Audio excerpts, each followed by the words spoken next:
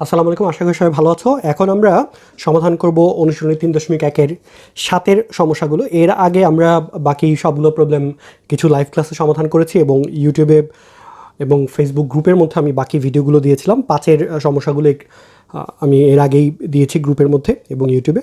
আশা করি সবাই সেগুলো দেখে ফেলেছো। এখন আমরা 7-এর সমস্যাগুলো সমাধান করব।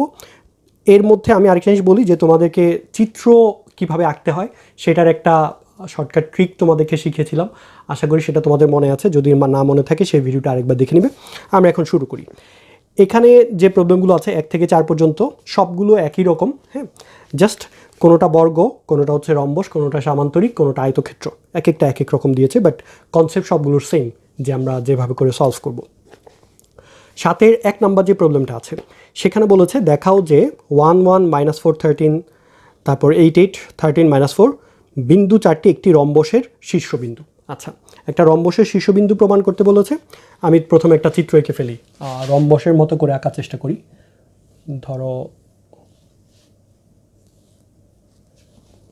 ধরে নিলাম এটা একটা রম্বস হবে। তো আমি 4টা বিন্দু দিব।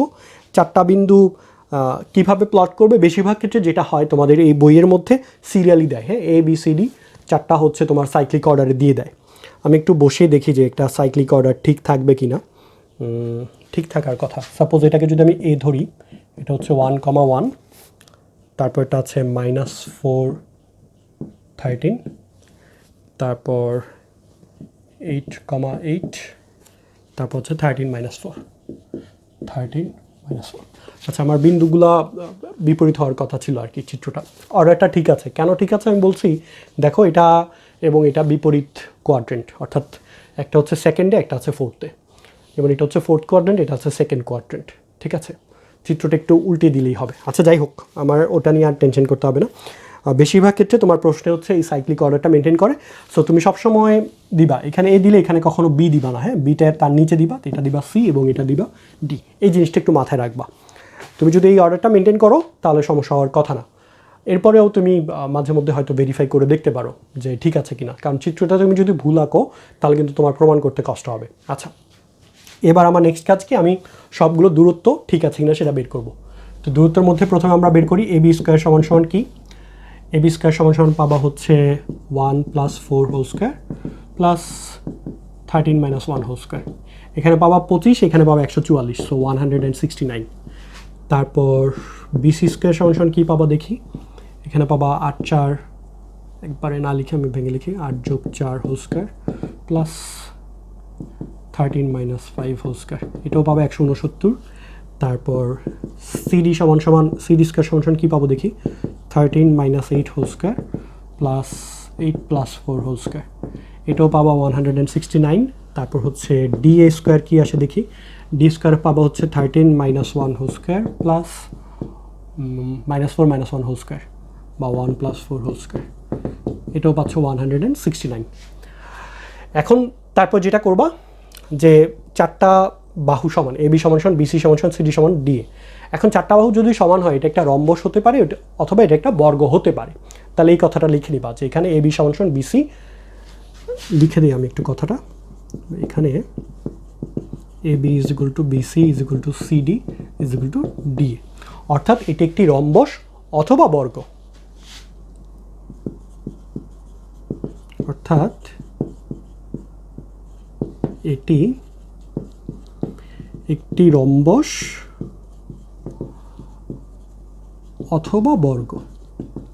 তারপর নেক্সট আমরা যে কাজটা করব, নেক্সট আমরা দেখাবো যে রম্বসের ক্ষেত্রে এই নেক্সট পার্টের প্রমাণটা দুইটা ভাবে হতে পারে। আমি দুইটা পার্টের প্রমাণই দেখাই। একটা প্রমাণ করতে পারো হচ্ছে তুমি দুইটা কর্ণের দূরত্ব বের করতে পারো, এটা একটা প্রসেস। আরেকটা প্রসেস হচ্ছে যদি এটা বর্গ হয় তাহলে কি হবে দেখো। বর্গ হলে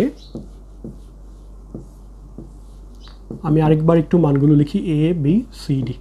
যদি এটা বর্গ হয় তাহলে প্রত্যেকটা কোণের মান যেহেতু 90 ডিগ্রি, তাহলে তুমি যেটা পাবা BD স্কোয়ার সমান সমান BC square plus CD square. এই কন্ডিশনটা সত্য হবে যদি বর্গ হয়। তাহলে তুমি এই প্রসেসে যদি করো একটু ফাস্ট হবে। কেন? কারণ তোমার শুধু BD স্কোয়ারটা বের করলেই হবে। BD স্কোয়ার বের করে দেখবা যে BC square plus CD square সমান সমান BD স্কোয়ার হয় না। এটা একটা প্রসেস হতে পারে। আরেকটা প্রসেস হচ্ছে এই যে এখানে দুইটা কর্ণ বের করবা, রম্বসের ক্ষেত্রে দুইটা কর্ণ সমান হয় না। বাট বর্গক্ষেত্রের ক্ষেত্রে দুইটা কর্ণই কী হয়, সমান হয়। সো দুইভাবেই প্রসেস কারেক্ট।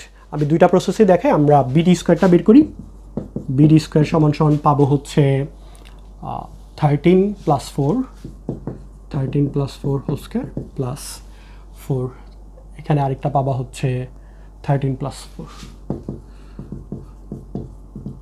তাহলে 17 স্কোয়ার। তাহলে তুমি এখানে পাচ্ছ 289 যোগ 289, ঠিক আছে।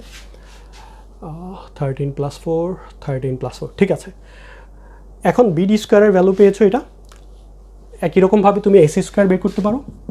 এসি স্কোয়ার সমান সমান কী আসে দেখি। এসি স্কোয়ার একটু ছোটো পাবা, 8 - 1 হোল স্কোয়ার প্লাস এটাও 8 - 1 হোল স্কোয়ার, তাহলে তুমি এখানে পাবা 49 যোগ 49, ঠিক আছে। এটা অনেক ছোট। সো দেখতেই পাচ্ছ যে এটার ক্ষেত্রে তুমি বিডি স্কোয়ার সমান সমান এসি স্কোয়ার পাচ্ছ না, অর্থাৎ এটি একটি রম্বস। এইভাবে প্রমাণ করতে পারো। অথবা আরেকটা প্রমাণ কি বলেছে, বিডি স্কোয়ার বের করার পরে দেখাবা যে BC square plus CD square not equal to BD square, অর্থাৎ এটি বর্গ নয়, অর্থাৎ এটি একটি রম্বস। সো দুইটা প্রমাণই তুমি ব্যবহার করতে পারবে। একটা প্রমাণ হচ্ছে যদি বর্গ হয় তাহলে এটা যেহেতু 90 ডিগ্রি, তাহলে পিথাগোরাস অ্যাপ্লাই করা যাবে। আরেকটা কনসেপ্ট হচ্ছে যে তোমার বর্গক্ষেত্রের ক্ষেত্রে বর্গক্ষেত্রের ক্ষেত্রে কর্ণ দুইটা সমান হয় এবং রম্বসের ক্ষেত্রে কর্ণ দুইটা সমান হয় না। আচ্ছা, তো এই প্রসেসেই বাকি সবগুলো প্রবলেম সলভ করতে হবে। সাথে যে অঙ্কগুলো আছে, যেমন তুমি এই কনসেপ্টে আয়তক্ষেত্রের ক্ষেত্রেও সমাধান করতে পারবে, ঠিক আছে। আয়তক্ষেত্রের ক্ষেত্রেও তোমার কী হবে, এটা 90 ডিগ্রি পাবা, ঠিক আছে। সো এখানেও তুমি পিথাগোরাসের উপপাদ্যটা অ্যাপ্লাই করতে পারবা, যেটা একটু ফাস্ট হবে। আমি কর্নার প্রসেস দিয়েও সলভ করে দিলাম। সো আমরা এখন বাকি প্রবলেমগুলো সলভ করব। ধরো আমরা এখন সলভ করবো 7-এর, এটা তো ছিল রম্বস। 7-এর 3 নাম্বার বলেছে প্রমাণ করো 4টে বিন্দু দেওয়া আছে একটি আয়তের শীর্ষবিন্দু। একই রকমভাবে সলভ করতে হবে। আমরা এখন সেই প্রবলেমটা সলভ করি।